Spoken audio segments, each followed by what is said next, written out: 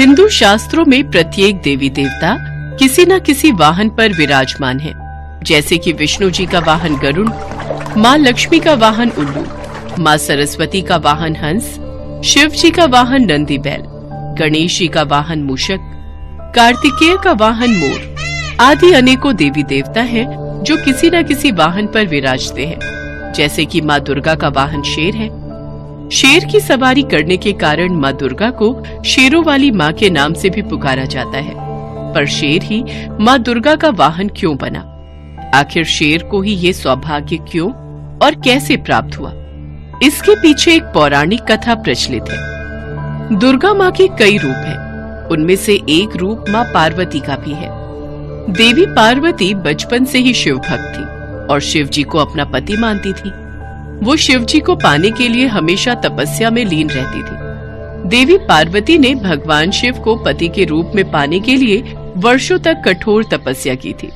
इस कठिन तपस्या में काफी समय तक लीन रहने से देवी पार्वती का रंग सांवला हो गया था। विवाह के पश्चात एक दिन भगवान शिव और देवी पार्वती कैलाश पर्वत पर बैठकर आपस में हंसी ठिठोली कर रहे थे। उसी बीच शिव जी ने माता पार्वती को सांवली कह दिया। देवी पार्वती, तुम्हारा रंग कितना सांवला हो गया है, देखो तो जरा। स्वामी, यह सब तो आपको पाने के लिए मैंने तपस्या की थी, उसी कारण मेरा रंग सांवला हो गया।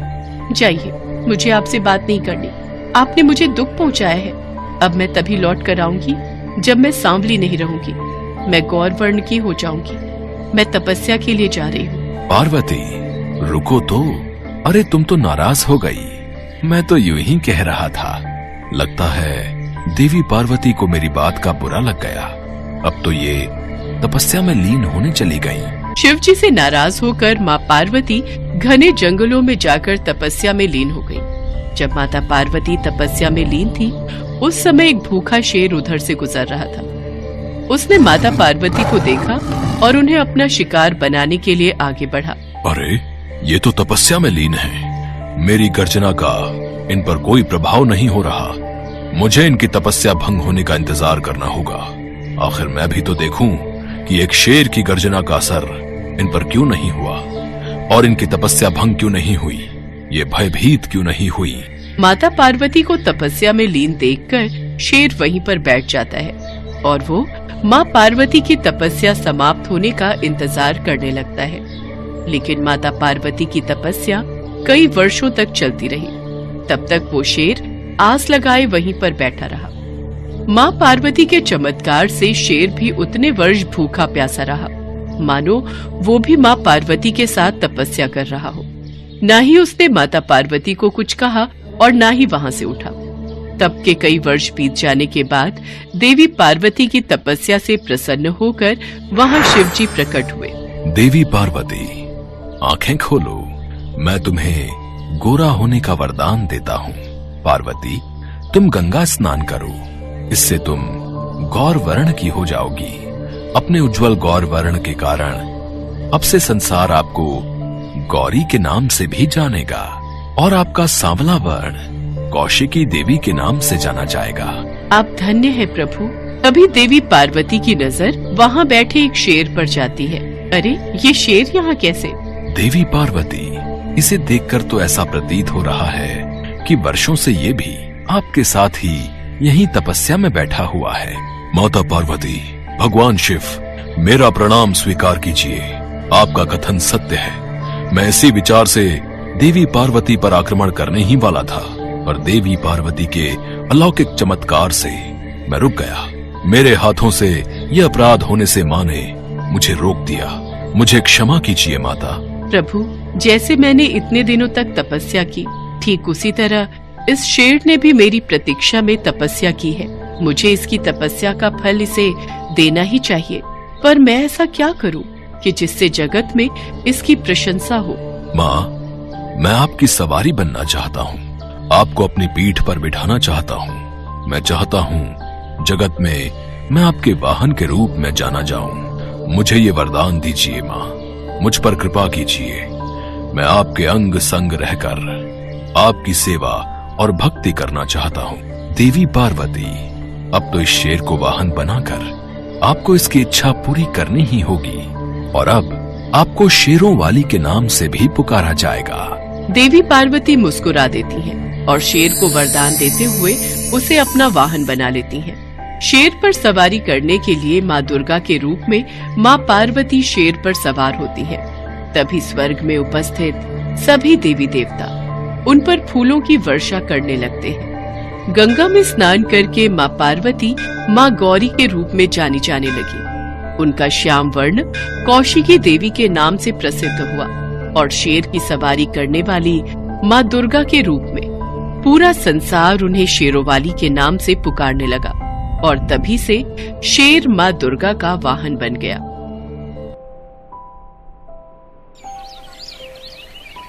गीता एक गरीब बुढ़िया थी जो हमेशा देवी माँ की पूजा किया करती थी। गीता के बेटा बहू एक एक्सीडेंट में चल बसे, फिर उसकी पोती उसके पास ही रहने लगी। अब उसकी पोती भी बड़ी हो चुकी थी। गीता अपनी पोती की शादी करना चाहती थी तो वो देवी माँ से कहती है, हे देवी माँ, मेरी पोती अब बड़ी हो गई है। मैं चाहती हूँ इसके योग्य वर मिले। मैं इसके हाथ पीले कर दूंगी और मैं अपने फर्ज से मुक्त हो जाऊंगी। हे माँ, मेरी बेटी की शादी जल्दी ही हो गई तो मैं नवरात्र के सारे व्रत रखूंगी। गीता ऐसा बोलकर माता के चरणों में प्रणाम करती है और उठकर चली जाती है।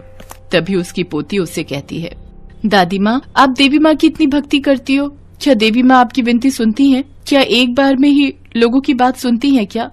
हाँ बेटा, देवी माँ सबकी विनती सुनती है, वो मेरी भी जरूर सुनेगी। और बेटा, तुम्हें भी देवी माँ की पूजा करनी चाहिए और उनसे आशीर्वाद लेना चाहिए।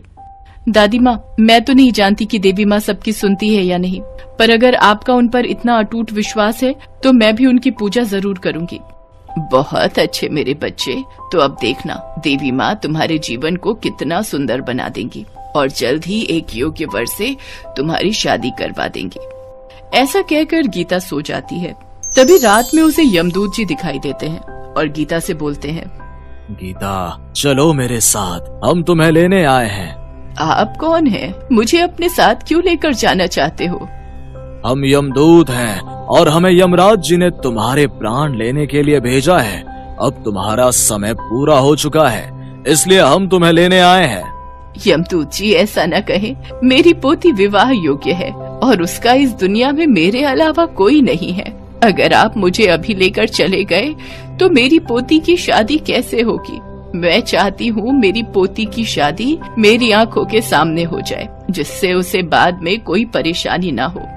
हम यमदूत हैं और हमारे महाराज यमराज जी का आदेश है कि तुम्हारे प्राणों को हर लिया जाए और तुम्हें हमारे साथ चलना ही होगा। हम कुछ नहीं सुनना चाहते। वैसे भी यमराज जी के फैसले के विरुद्ध हम नहीं जा सकते। मैं तुम्हारे साथ अभी नहीं जा सकती, मुझे मेरे फर्ज पूरे करने हैं। तुम्हें मेरे साथ चलना ही होगा, या तो प्यार से, अन्यथा जबरदस्ती। नहीं नहीं, महाकाली, मेरी रक्षा करो। आप तो जानती हो मेरी पोती का मेरे अलावा कोई नहीं है। मुझे मौत से डर नहीं लगता, लेकिन मेरे मरने के बाद मेरी पोती का क्या होगा? हे देवी माँ, मेरी रक्षा करो। गीता, हमारी बात मान लो, हम कल के दूत हैं, तुम्हें हमारे साथ चलना होगा। अगर तुम काल के दूत हो तो मैं भी महाकाली की पुजारन हूँ, जो काल से भी बड़ी है, और तुम देख लेना वो मेरी रक्षा अवश्य करेंगी। ठीक है, अगर तुम चाहती हो तो हम तुम्हारे साथ जबरदस्ती करें तो ये भी सही है, पर हम अपने प्रभु का कहना अवश्य ही मानेंगे। फिर यमदूत बुढ़िया को छूते हैं। उन्हें एक जोर का झटका लगता है। अरे, ये कैसा झटका था? आज तक हमने इतने लोगों के प्राण हरे हैं, लेकिन कभी ऐसा नहीं हुआ। आखिर ये सब कैसे हो रहा है? तभी महाकाली की आवाज यमदूत के कानों में पड़ती है। यमदूत, मैं तुम्हें आदेश देती हूँ कि तुम अभी गीता के प्राणों को नहीं हरोगे। जब मेरा आदेश होगा तब तुम गीता के प्राणों को ले जाना, पर तब तक तुम इसको कोई नुकसान नहीं पहुँचाओगे। तुम कौन हो जो हमें ऐसे आदेश दे रही हो? हम सिर्फ अपने प्रभु यमराज का आदेश मानते हैं, उनके अलावा किसी का नहीं मानते। मैं ही दुर्गा हूँ, मैं ही काली, मैं ही महाकाली हूँ। मैं महाकाल से परे हूँ, मैं ही सर्वप्रथम शक्तिशाली हूँ। ये सुनकर यमदूत समझ जाते हैं और वो हाथ जोड़कर बोलते हैं, मुझे क्षमा करें माता, मैं आपको पहचान नहीं पाया। जय महाकाली, इतना कहकर यमदूत वहाँ से यमराज जी के पास चले जाते हैं। यमदूत, मैंने तुमसे कहा था कि उस बुढ़िया के प्राण लेकर आ जाना, पर तुम तो खाली हाथ ही आ गए। अब तुम अपने प्रभु का आदेश नहीं मानते, तुम उसके प्राण क्यों नहीं लेकर आए? हम गए थे महाराज, पर महाकाली का आदेश था जब तक उस बुढ़िया के प्राणों को ना हरे जाए, जब तक महाकाली आदेश ना करे। ऐसा कैसे हो सकता है? कोई भी देवी देवता मेरे कार्य के विरुद्ध नहीं जाते, ना ही कोई बाधा डालते हैं। तो फिर इस बार महाकाली ऐसा क्यों कर रही है यमदूत?